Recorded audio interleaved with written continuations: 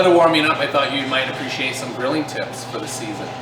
So I came up with a top 10 list of things I think are most important to understand for grilling. Number one, plan ahead. Be sure that you have enough gas or charcoal. The worst thing that could happen is you go to do all this preparation and then you start your grill and there's no gas. Or if you're in the middle of grilling and you run out of gas, that's a big problem. So make sure you plan ahead. Also with planning ahead, you want to make sure you think through your menu. If you have something that needs to marinate overnight, prep your marinade, get your product marinating, put it in the refrigerator, think through what your menu is going to be.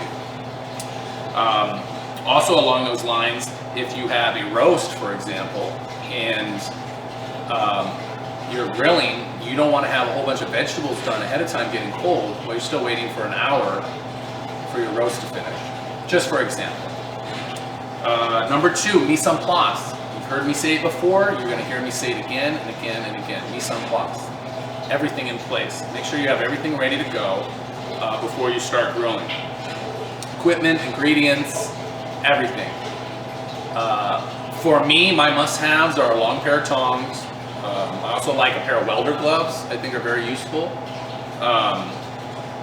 I like a resting pan. I like to have a landing zone to make sure I have somewhere for my cooked product to go when it comes off the grill. It sounds really simple, but sometimes you forget. And what happens if you're grilling and all of a sudden you have a flare up, you need to move something off the grill? It's good to have a resting pan, a landing zone as I like to refer to it as, LZ. Let's not forget a fire extinguisher. Why take any chances?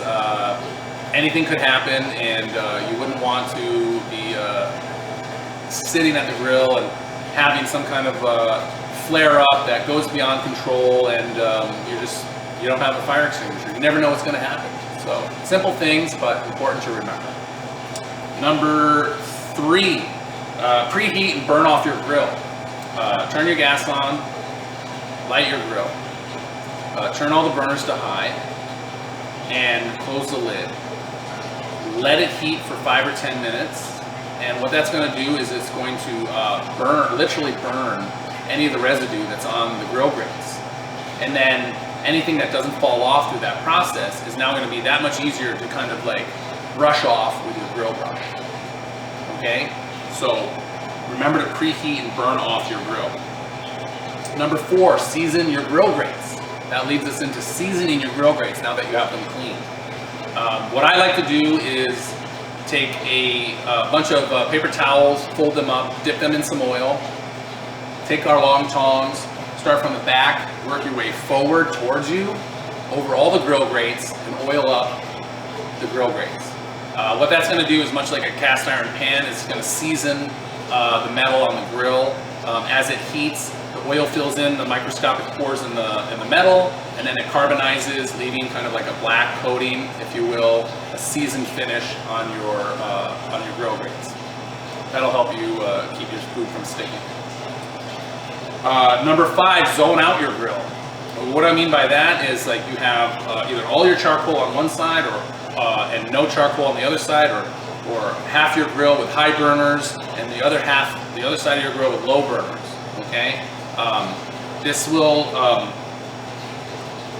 let you have the ability to start your meats on a lower temperature and then move them to a hotter side to finish, so you can control the heat that you have in your grill. You can't do that if you don't have zones. Number six, season liberally. I don't know why, but people are afraid to season their meat. They just kind of do like a little show of putting the salt on and stuff. You need to liberally season. You need to make sure that like salt and pepper goes across the whole surface of the meat that you are grilling, both sides. Number seven, use a thermometer. Only way to tell for sure if you're reaching your target temperature is to use a thermometer. Insert it into the thickest part of the meat, take the temperature. When you're getting close to your target temperature, that's the time to move it over to the hot side of the grill, finish it, with getting your skin crispy and any kind of caramelization that you desire. Number 8, reverse searing. What do I mean by reverse searing? Again, start your meat on a lower side of your grill, shoot for a target temperature, and when you're close to that temperature, then it's time to move over to the hotter side of the grill to finish caramelizing and crisping. Number 9, baste with marinades to keep the meat moist. Marinades are great for adding flavor, but they're also good for keeping your grilled products moist.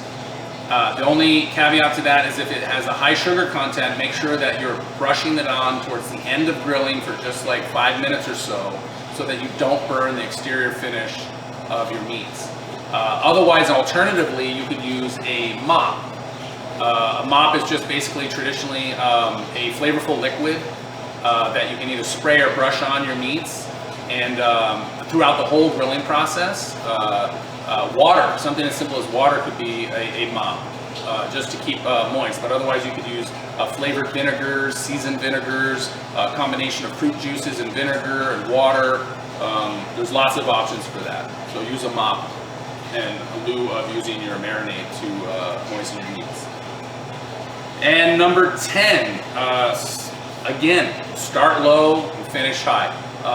Steaks, for example, if you have a steak in general that's about 1.5 inches thick, I would start on the low side, shoot for my target temperature, rare, medium rare, whatever your preference is, and then move it over to the hot side of the grill to finish caramelizing the outside of the steak. Same thing goes for chicken. As we were discussing earlier, if you start your chicken on the lower side, there's less chance that the skin will render fat and flare up, and then you have to move it, and it would stick to the hotter side. It tears, it's a whole mess. Start low, and then when you're getting towards your target temperature zone, move it over to the hot side of the grill and finish crisping off that skin of the chicken, and I think you'll have tremendous success. So that's it. That's my top 10. There you have it. I hope you find these tips helpful and have a fun grilling season.